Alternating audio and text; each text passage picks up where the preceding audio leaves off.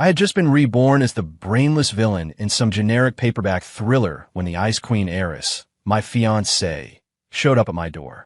She held out a prenuptial dissolution agreement, her face a mask of contempt. Sign it, then we have nothing to do with each other. I grabbed a pen and scrawled my name with a flourish. Anything else? If not, don't let the door hit you on your way out. I'm trying to sleep. She just stared at me, completely stunned. Cole Vance. Sign it. A voice as cold as a morgue slab dragged me from the fog. I opened my eyes. A woman stood over me. She wore a black pantsuit tailored so sharply it could cut glass, setting off skin as pale as fresh snow. Her features were so exquisite they looked like they'd been rendered by an AI artist, but her eyes held the unforgiving chill of an Arctic front. Her name was Ava Sterling, my fiancée, and in the story I was now trapped in, the woman who would enjoy ruining me the most. That's right, I died and woken up in a novel. Specifically, I'd woken up as the token idiot rival, a trust fund brat with my exact same name whose only purpose was to party, make stupid decisions, and get crushed by the hero to show how awesome the hero was. And the woman in front of me, Ava Sterling, was the brilliant, ice-cold CEO with a genius-level IQ who, by some cruel twist of fate, was stuck in an arranged engagement with me. According to the original plot, she would publicly break our engagement. I would fly into a rage, try a series of pathetic revenge schemes, and end up bankrupt and broken while the novel's real protagonist kicked my corpse into the gutter. I glanced down at the document she'd tossed on the table. Agreement to terminate engagement. Showtime. When I didn't immediately move, the impatience in her brow deepened. What? Are you going to make a scene? Her voice was dripping with undisguised disgust. A useless parasite like you, who's nothing without his family name, is not worthy of me. I got it. I really did. In my last life, I'd worked the 9-to-9, 6 days a week corporate grind until I literally dropped dead at my desk. I was so tired. Make a scene. I just want to make a nap. Under Ava's dumbfounded gaze, I picked up the Mont Blanc on the table. I didn't even bother to read the fine print before signing Cole Vance on the dotted line. The signature was a messy, confident scrawl. Done. I pushed the papers back across the table. There you go. I let out a huge yawn and rubbed my eyes. Anything else? If not, I'm going back to bed. Ava was completely frozen. I could see the entire speech she'd prepared, a masterfully crafted monologue of insults and humiliations, die on her lips. This wasn't in the script. In her version of events, I was supposed to scream, to beg, to make a fool of myself, promising that one day the tables would turn like some cliché villain in a B-movie. But I didn't. I just looked at her calmly, my expression practically begging her to leave. A flicker of confusion crossed her beautiful, sharp eyes before being replaced by that familiar icy glare. What game are you playing now? No game. Just tired, I said, telling the honest-to-God truth. From now on, you go your way, I'll go mine. Or, even better, I'll just stay right here. We stay out of each other's hair. It's better for everyone. Ava stared at me, searching my face for any sign of deception. She found nothing, because every word I said was true. After a long moment, she picked up the agreement and stood. See that you mean it. She turned, her heels clicking on the marble floor, and walked to the door without a backward glance. Just as she pulled it open, she couldn't resist one last shot. Your family's company is going to be run into the ground by a worthless heir like you. I was already burrowing back into the king-sized bed, pulling the duvet over my head. My voice came out muffled. Oh, that'd be great. If it goes bankrupt, I can finally go panhandle under a freeway overpass. At least I wouldn't have to go to the office. The door slammed shut with a deafening bang. Finally, peace and quiet. I sighed in contentment. To hell with the hero. To hell with revenge plots. I just wanted to be a happy, retired at 30 couch potato. Life is short, party hard. The wisdom of the ages. I was too busy climbing the corporate ladder in my last life to get it. This time I was enlightened. The next day, I woke up whenever I felt like it. Sunlight streamed through the floor-to-ceiling windows. I squinted, feeling every bone in my body loosen and relax. This was the life. The phone on the nightstand buzzed. It was my chief assistant, Wallace. Mr. Vance, will you be coming into the office today? The partnership proposal with Apex Industries needs your final signature. I frowned. The office? Not a chance. Wallace, I said, clearing my throat. From now on, you handle things at the company. Don't call me unless the building is literally on fire. The silence on the other end of the line lasted a full 10 seconds. I could practically picture Wallace's face, a perfect circle of shock and disbelief. And Mr. Vance, are you testing me? He stammered. A test? I was just terminally lazy. You could see it that way, I said, rolling with it. Oh, by the way, did HR just hire an intern named Ethan Cross? Fire him. What? Wallace was even more confused. Sir, I reviewed his file. The kid has a ton of potential. I cut him off. It's my company. I fire who I want, when I want. Do I need a reason? Ethan Cross, the protagonist of a novel. Your standard, ex-special forces, secret badass type who was supposed to join my company as the first step on his meteoric rise. He was destined to use my resources, charm my contacts, and eventually swallow my family's entire corporation whole. I had zero interest in playing the clueless chump in his little underdog story. He could go be a hero at some other company, just not on my turf. Yes, sir. Right away, sir. Wallace didn't dare ask another question. I hung up, stretched, and rolled out of bed. Step 1, break engagement. Check. Step 2, fire the hero. Check. Next up, enjoy my new life of doing absolutely nothing. I changed into some comfortable sweats and headed straight for my home gym. A six-pack and chiseled abs were non-negotiable this time around. The burn of a good workout felt a hell of a lot better than staring at quarterly reports. Meanwhile, in the penthouse office of Vance Holdings, Wallace hung up the phone, his dress shirt already soaked with cold sweat. He looked at the Apex proposal in his hand, then remembered Cole's cryptic words. You could see it that way. It hit him like a bolt of lightning. A test. This was the ultimate test of his loyalty and competence. Mr. Vance was pretending to step back, to seem lazy and checked out, but he was really watching to see how high Wallace could steer the ship on his own. And firing that intern, Ethan Cross? A stroke of genius. Wallace immediately pulled up Ethan's complete file. The more he read, the more his blood ran cold. An ordinary background, yet he was hired over more qualified candidates. A resume so perfect it looked fake. This guy was obviously a corporate spy sent by a competitor. Mr. Vance must have seen through it all from the beginning and was using this offhand command as a subtle warning. Brilliant. Absolutely brilliant. Wallace, his face flushed with adrenaline, immediately called an emergency meeting with all the senior executives. Listen up. From this moment on, we are on high alert. Mr. Vance has entrusted the company's entire operation to us. This is a sign of his immense trust, but it is also a trial by fire. If anyone messes this up, you'll answer to me. The entire executive floor of Vance Holdings lit up as if they'd been tasered. They all believed a brutal, high-stakes game for the company's future had just begun. And the mastermind behind it all, me, was in his kitchen, debating whether to have the chef make a dry-aged tomahawk steak or the 7-course tasting menu for lunch. The core of a lazy life is pleasing yourself. And for that, good food is essential. I wasn't really satisfied with my private chef's cooking. It lacked a certain soul. I'd heard about a little private kitchen in the West Village, a place called the Meadow Lark. The owner and chef made these artisanal French pastries that even my perpetually unimpressed father had raved about. I decided to go check it out for myself.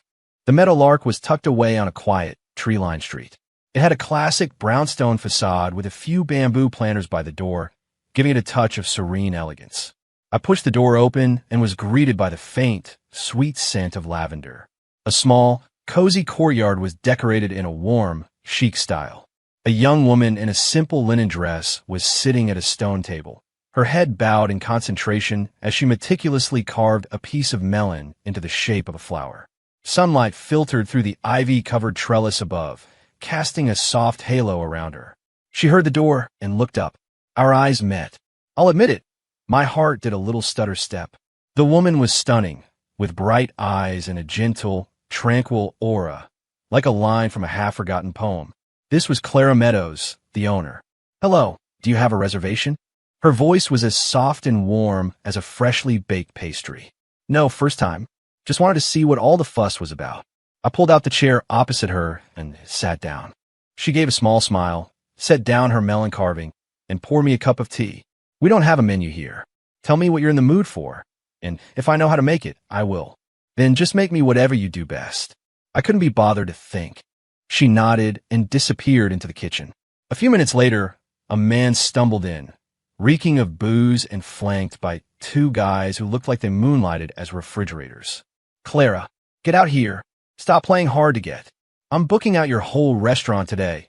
The man slurred, his voice so loud it startled the birds in the courtyard. Clara emerged from the kitchen carrying a plate of exquisite little cakes. Seeing the man, she frowned slightly. Mr. Thorne, this is a small business. I don't do private buyouts. Cut the crap. Thorne shoved the table in front of her, sending teacups and plates shattering across the stone floor. I'm doing you a favor by taking an interest in this dump. Don't be ungrateful. My brow furrowed. Flies. You find them everywhere. I wasn't planning on getting involved, but seeing that plate of what looked like perfect honey lavender cake smashed on the ground really pissed me off. That was supposed to be my lunch. What's all the noise? I said, my voice heavy with annoyance. You're ruining my appetite. Thorne finally seemed to notice me. He looked me up and down, taking in my simple sweats, and sneered. Who the hell are you? Get lost before you get hurt. I ignored him, pulled out my phone, and dialed a number.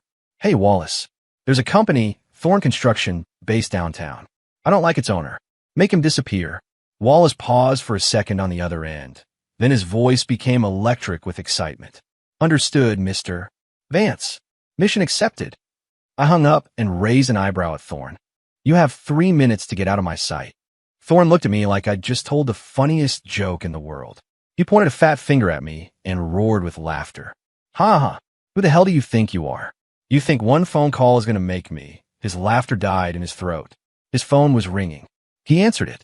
The expression on his face morphed from arrogance to confusion, then to horror, and finally to the color of ash. Dad, what? The credit line was pulled? All our partners are backing out? How could? He dropped to his knees with a thud, his phone shattering on the ground. I checked my watch. 2 minutes, 50 seconds. Not bad. I stood up, walked over to Clara, and looked down at the mess on the floor with a sigh. My honey lavender cake is ruined. Clara was still in a state of shock. She stared at me, then at the shell-shocked man on the ground, her pretty eyes wide with disbelief. Oh, who are you? Clara looked at me, her voice trembling slightly. I picked up a relatively intact piece of cake from the ground, blew on it, and popped it in my mouth. Sweet, but not cloying. It melted on the tongue. The hype was real. Just a guy who likes to eat? I mumbled. She clearly didn't believe me. A guy who could bankrupt a CEO with a single phone call was not just a guy. But I was too lazy to explain. The cake is delicious, I said, looking at her. But the mood's been ruined. I'll come back tomorrow. Hopefully, there won't be any more flies. With that, I turned and left. From that day on, I became a regular at the Meadowlark. I'd show up every day around lunchtime, never ordering, just waiting to see what Clara would make for me. She seemed intensely curious about me, always trying to gently probe for information. Mr. Vance, you don't have to work. Work is the most anti-human invention in the history of the world, I said, taking a sip of her homemade plum wine and closing my eyes in pleasure.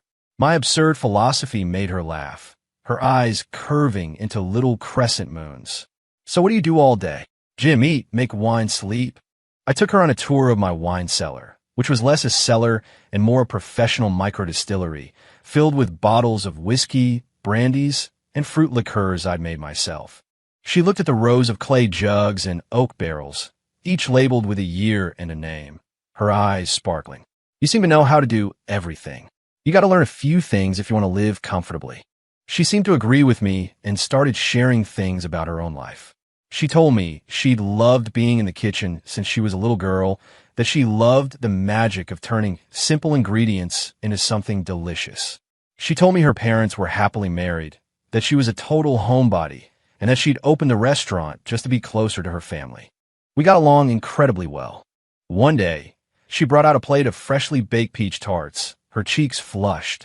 Can I touch your abs? She asked in a tiny voice, her face turning an even deeper shade of red. I blinked, then burst out laughing. This girl was too damn cute. I lifted the hem of my t-shirt. Knock yourself out. She reached out a finger, poked one of my chiseled abdominal muscles as if it were a bomb, and then snatch her hand back like she'd been zapped. The soft, warm touch of her fingertips sent an unexpected jolt straight through me. I quickly pulled my shirt down, clearing my throat to cover my embarrassment. Ahem. So the verdict? It's hard, she whispered, looking down at the table.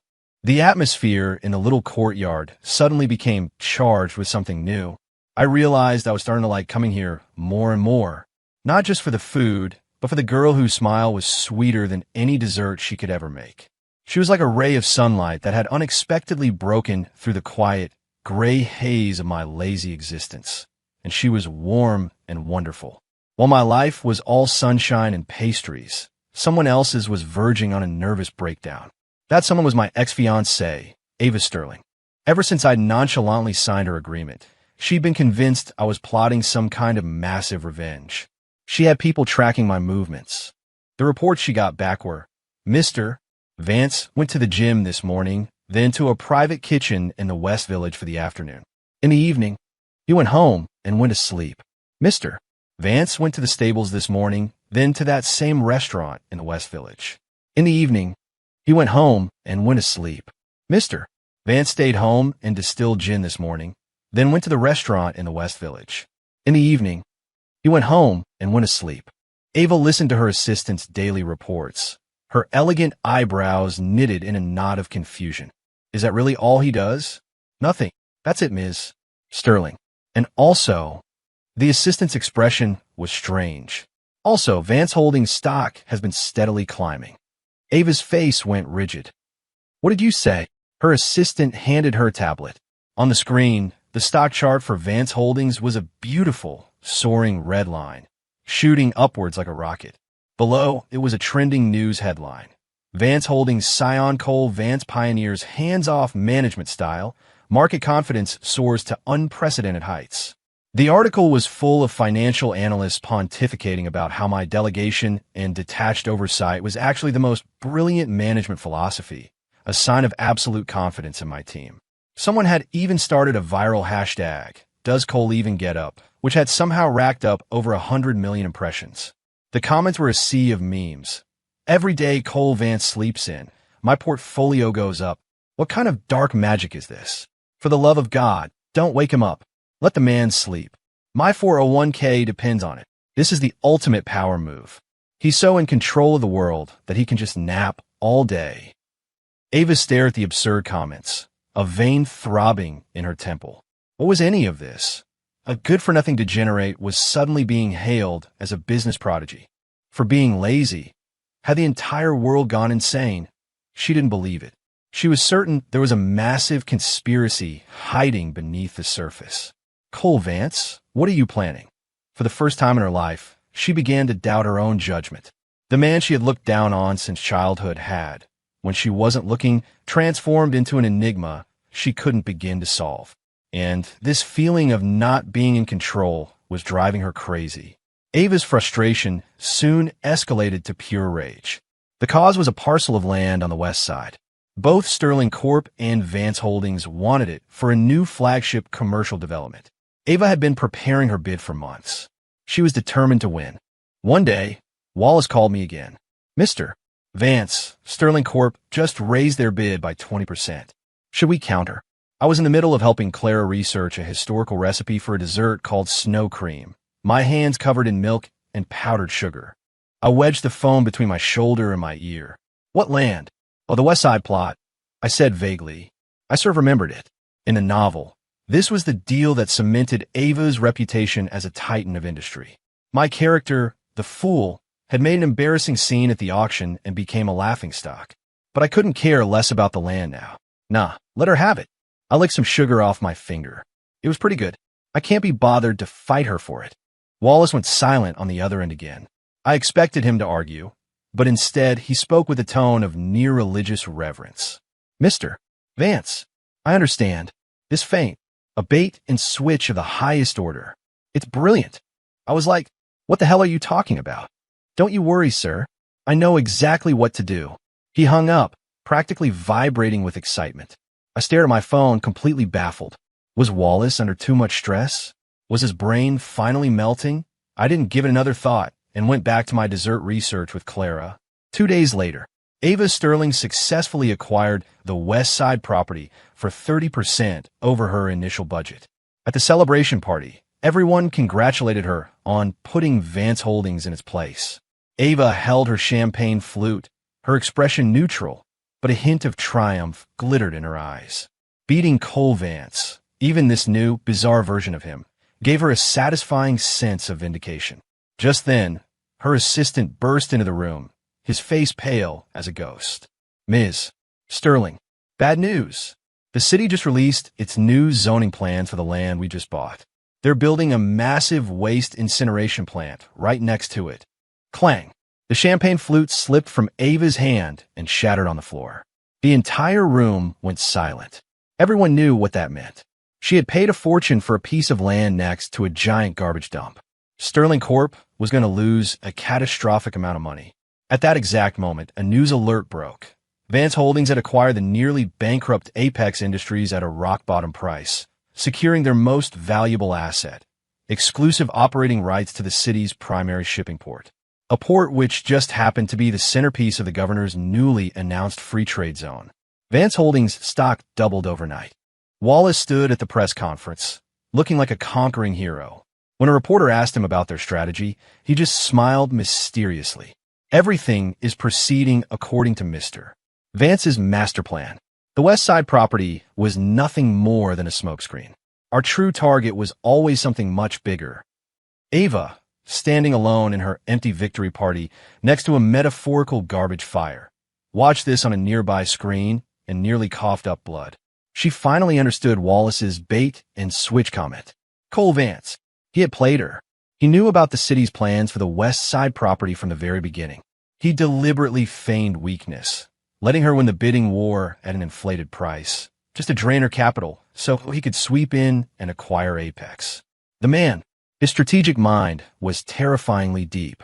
A profound chill ran down Ava's spine. She realized she had never, ever truly known Cole Vance. There was a charity gala. I had no intention of going, but my dad called and threatened to freeze my credit cards. For the sake of my life of leisure, I grudgingly agreed to make an appearance. I asked Clara to come with me. She wore a simple, pale blue gown, her hair swept up to reveal the elegant line of her neck. She was so refreshingly beautiful that she turned heads the moment we walked in. We had just found a quiet corner when a cold presence descended upon us. Ava Sterling. She was in a fiery red dress tonight, aggressively beautiful, but her face was colder than a glacier. "Cole, what is it that you really want?" she asked, her voice tight with suppressed anger. I was busy shelling a lobster claw for Clara and didn't look up. "Want about what? Don't play dumb." Ava's voice rose slightly. "The West Side property. You knew about the city's plans, didn't you?" "Oh, that." I dipped the piece of lobster meat in melted butter and held it out to Clara's lips. "Open up." Clara blushed, but obediently opened her mouth and ate it. Only then did I look up at Ava, my face a picture of innocence. Knew what? I just had a bad feeling about the place. Bad feng shui, or something. Didn't want to buy it. Ava looked like she was about to have an aneurysm. Bad feng shui. Who would believe such a ridiculous lie? She opened her mouth to say more, but I cut her off with an impatient wave of my hand. "Ms. Sterling, I'm very busy right now. I don't have time to talk shop." I then picked up a piece of tiramisu, scooped a small bite with a spoon, and fed it to Clara. "This is good. You should try it." Clara smiled sweetly. It is."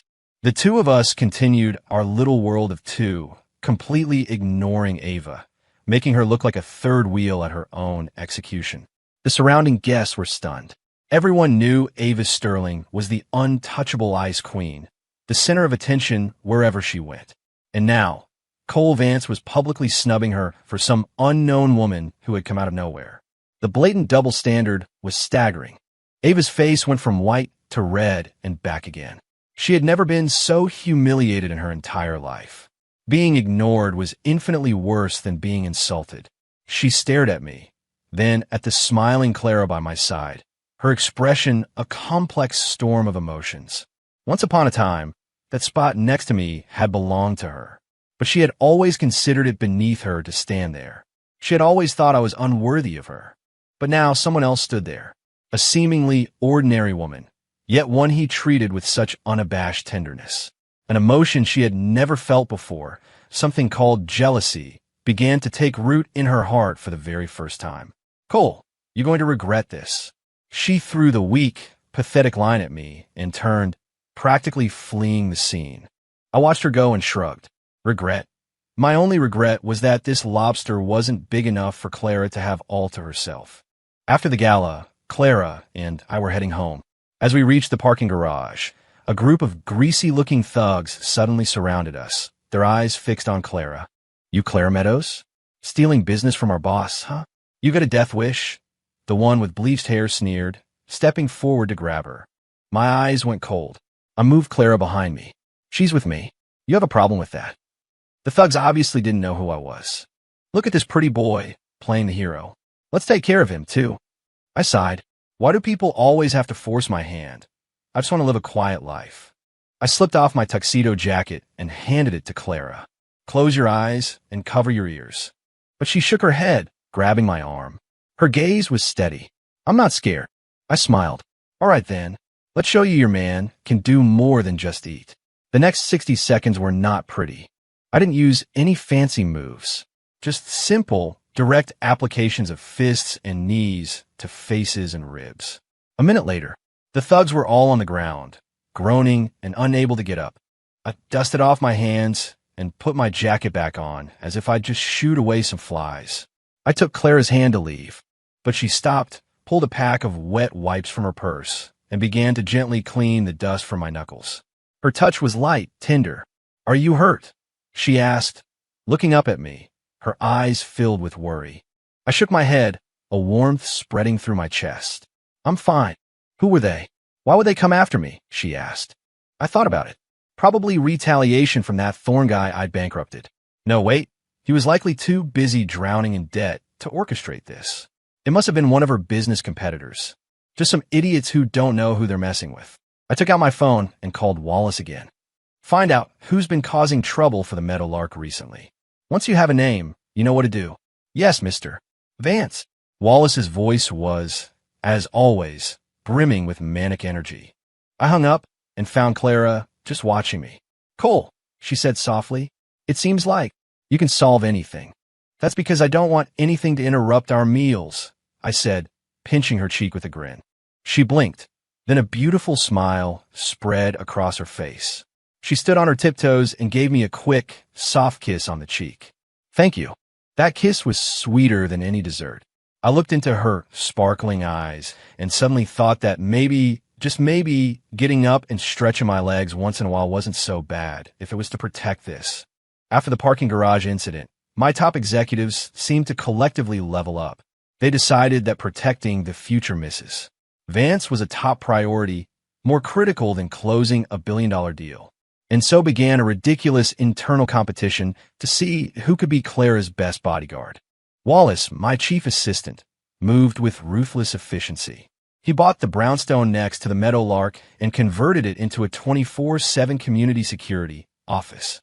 At any given time, a dozen men in black suits and sunglasses could be seen casually strolling down the quiet street, scaring away the local stray cats. My head of investments, a young guy named Leo, decided physical protection wasn't enough. She needed emotional support. He somehow found Clara's social media accounts and mobilized his entire department to like, comment, and share everything she posted. Wow, chef, those scones look amazing. So beautiful and talented. Mr. Vance is a lucky man. We support you, Clara. Wishing you all the success. Clara showed me her phone, her posts flooded with hundreds of identical, over-the-top compliments. She didn't know whether to laugh or cry. Are all your employees this? Free. I put my head in my hands. They were using all the energy they usually reserved for sucking up to me on her. But the most absurd was Kevin, my head of IT. He decided online and offline security weren't foolproof. So he hacked into the city's entire surveillance network and set up a level 1 threat alert for Clara. Anytime a suspicious individual lingered near the Meadowlark for more than 5 minutes, sirens would blare in his office. It sent the entire tech department into a panic, thinking they were under a massive cyber attack. I called all 3 of them into my office and chewed them out. Are you people idiots? I told you to protect her, not to harass her. The three of them stood in a line, heads bowed like guilty schoolboys. Wallace mumbled, "Mr. Vance, we were just worried she'd be in danger again." Leo nodded vigorously. "Yeah, sir, we just want to be the guardians of your love story." Kevin pushed up his glasses. "Data indicates that excessive security measures provide a 99% deterrence against potential threats." I was getting a massive headache. "All of you, act normal.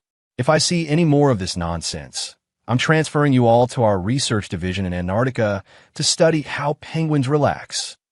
The three of them scrambled out of my office like their lives depended on it. I rubbed my temples. This whole lying flat thing was proving to be surprisingly exhausting, thanks entirely to my overachieving staff. Ava Sterling was not having a good time. The West Side Project was a financial black hole, and she was taking heavy fire from her board directors. Meanwhile, the success of Vance Holdings was a constant, sharp thorn in her side.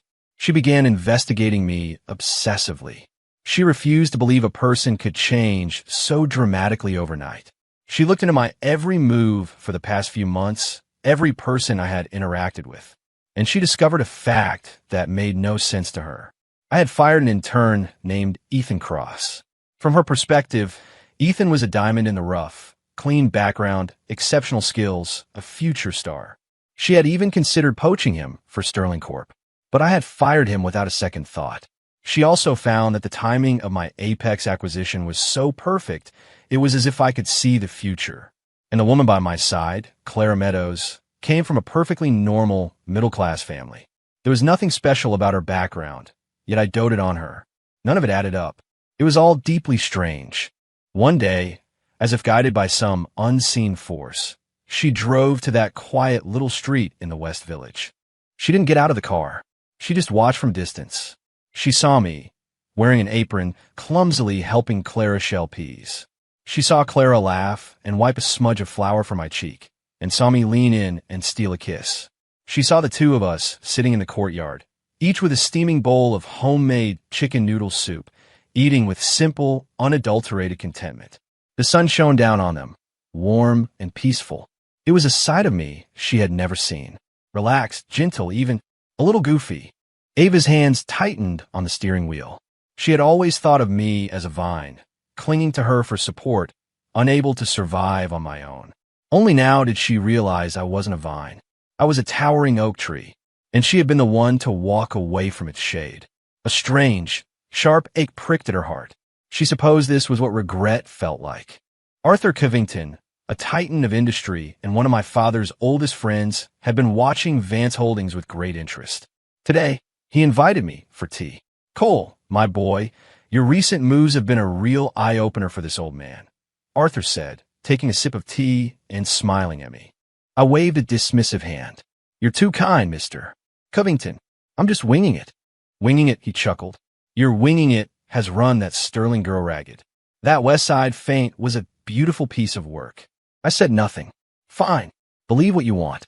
There was no point explaining. They wouldn't believe me anyway."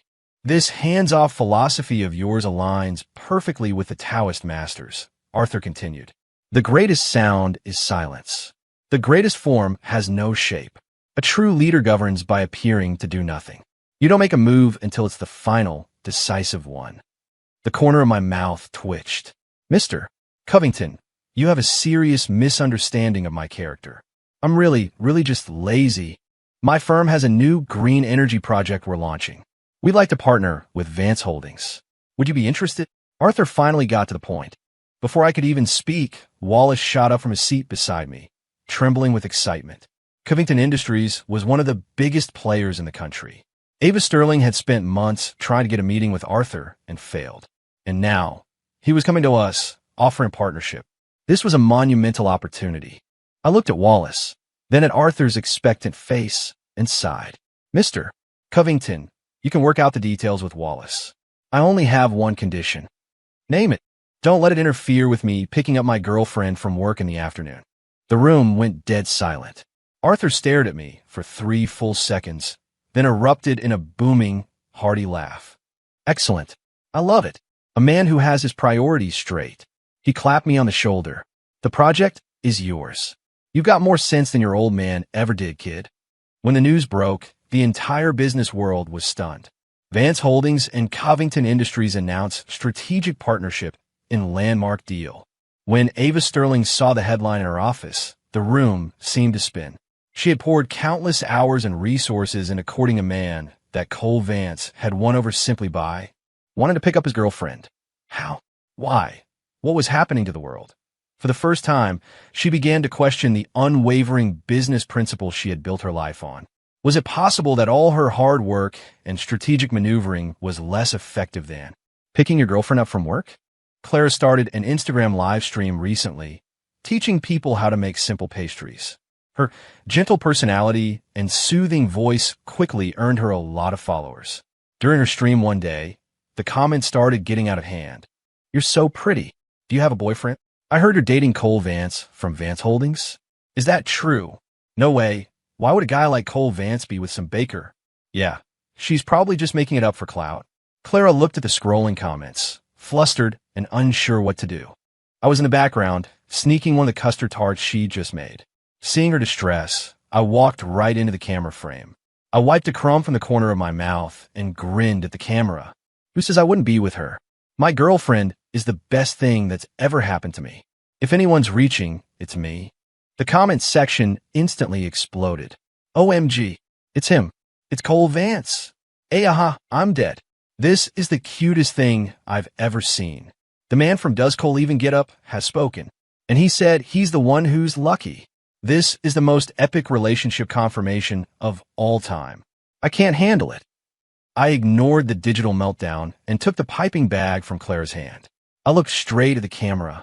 She's mine.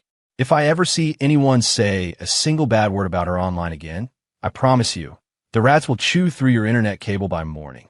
Then I looked down at Clara, whose face was now the color of a ripe tomato, and gently booped her on the nose. Don't listen to them. Let's finish this cake. I ended the live stream, but the internet had already gone into a full-blown frenzy over my little cameo. Cole Vance confirms he said he's reaching internet cable warning. The hashtags shot to the top of the trending charts. My line, "She's mine," was screenshotted and shared by millions, hailed as the romantic quote of the year. And the internet cable warning became the ultimate protective boyfriend meme. No one dared to question Clara again. Everyone knew that this gentle pastry chef was the person Cole Vance cherished above all else. I looked at the still blushing Clara beside me and figured it was a good day's work, giving her a complete sense of security in the most ridiculously over-the-top way possible. Yeah, that fit my new persona perfectly. Late at night, Ava Sterling sat alone in her vast, cold office. On her computer screen was a viral clip from my appearance on Clara's live stream. In the video, the way I looked at Clara was filled with a tenderness and adoration she had never seen from me. The love was so palpable, it practically radiated from the screen. She closed the video and opened a food delivery app. On a whim, she searched for the Meadowlark. It was past closing time, but they were still taking delivery orders. She ordered a tiramisu, the same one Clara had been making in the video. Half an hour later, it arrived. She opened the box, took a small spoonful, and put it in her mouth. It was sweet. It was a kind of sweetness she had never tasted before, one that felt warm and human. She had been raised to be an heiress. Emotions were a weakness. Desserts were a threat to her image. Her world was composed of cold numbers and rational analysis. She had always believed this was the price of success. But now, looking out at the millions of lights of the city below, the sweet cake melting on her tongue, a tear slid down her cheek without warning. She suddenly couldn't understand. She had won so many battles, earned the fear and respect of so many people. So why wasn't she happy? Why did she envy the man she had once despised and the woman she had once dismissed as ordinary? Had she lost? It felt like she had. Like she had thrown away the most important thing in her life with her own two hands. The original novel's hero, Ethan Cross, went to work for Ava Sterling after I fired him. Ava, probably hoping to use him against me, gave him a senior position. Ethan didn't disappoint. He quickly made a name for himself and devised a complex scheme to attack Vance Holdings on the stock market, a plan he called Project Cerberus. On the day of the attack, Ethan and Ava sat in her office, confidently watching the market data on their screens. "Don't worry, Ms. Sterling. Vance Holdings is going to take a massive hit today, Ethan said, his voice brimming with confidence. Ava didn't say anything. She just sipped her coffee, her eyes fixed on the line representing my company's stock. But the market crash they were expecting never came. After a brief dip, the Vance Holdings stock shot up like a rocket. Instead, it was their own company's stock that went into a free fall. What's happening? Ethan's face went white. Where is our capital? Report. Our trading accounts have been frozen. Report. All our traders have been locked out. We've been hacked. Report. Our firewall has been breached. Our proprietary data is being leaked online. As the bad news poured in, Ethan was paralyzed. He had no idea that my IT guy, Kevin, had flagged him as a potential threat to the boss's happiness months ago and had done a deep dive into his entire life. To Kevin, Project Cerberus was about as sophisticated as a child's crayon drawing. Wallace and Leo hadn't been idle, either. They had interpreted my months-old, offhand comment. I can't be bothered to fight her for it, as the final piece of my grand strategy against Sterling Corp. They had a dozen counteroffensives prepared and waiting. Ethan's plan was a joke from the very beginning. Impossible.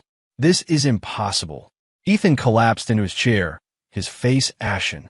Ava watched it all unfold without a hint of surprise. She had seen this coming. The Cole Vance of today was not someone who could be challenged so easily.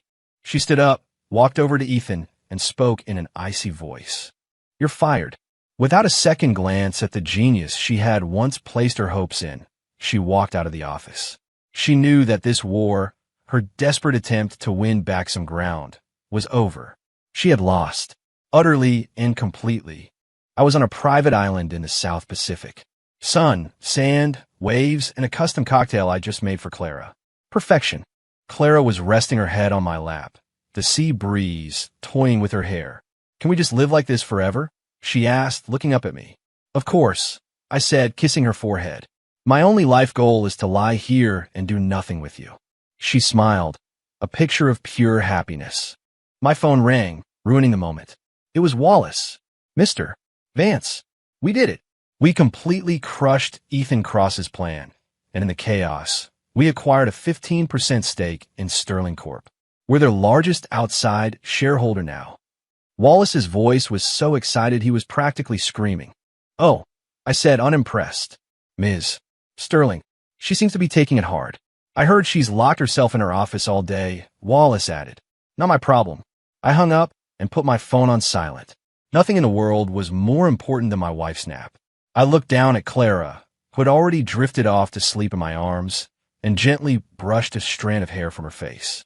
Thousands of miles away, in a glass skyscraper, Ava Sterling stood before her floor-to-ceiling window, looking at a paparazzi photo of the two of us on vacation that had just been leaked online. In the picture, I was grinning like an idiot, and Clara was nestled against me, the image of perfect tranquility. It was a scene she would never be a part of. She turned off her phone, leaving her alone with her solitary reflection in the dark glass. The world outside was loud and chaotic, but in her world, there was only silence. And me, under the warm Pacific sun, holding my entire world in my arms, drifted off for a peaceful afternoon nap. This was the life I wanted.